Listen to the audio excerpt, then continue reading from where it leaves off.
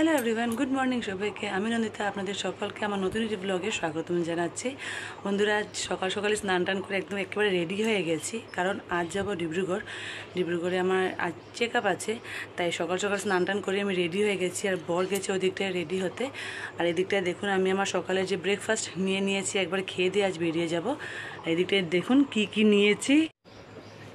এই দিকটায় দেখুন আজ অনেক কিছু নিয়েছি। আর এটা হলো তিল পিঠা, আমার খেতে ভীষণ ভালো লাগে। কাল বর এনেছে আমার জন্য, এই যে। তাহলে এখন খেয়ে নিই।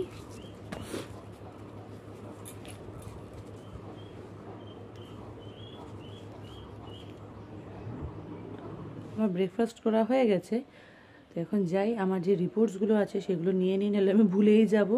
যেহেতু এখন মনে পড়েছে, ফট করে বের করে নিই। আমরা এদিকটায় বেরিয়ে গেছি।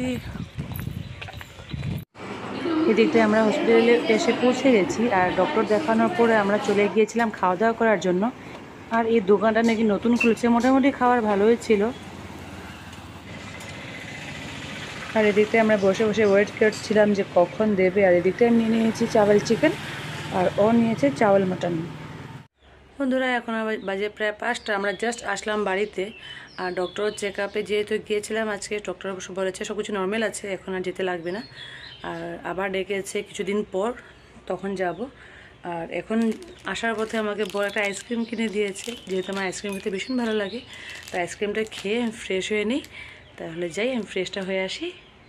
বন্ধুরা, আজ ঘুমের থেকে উঠতে উঠতে অনেকটা দেরি হয়ে গেছে। ঘুম থেকে উঠে দেখি আমাদের বাড়িতে আমার জেঠিমণি, আমাদের ভাইয়ের বউ ওরা এসেছে। তারপর আমার বরের ইচ্ছা করেছে যে রাত নাকি আজকে চিকেন কষা আর ফ্রাইড রাইস খাবে। তো জেঠিমণিরা ওরা যাওয়ার পর আমি আমার সেগুলোতে ব্যস্ত হয়ে গেছি।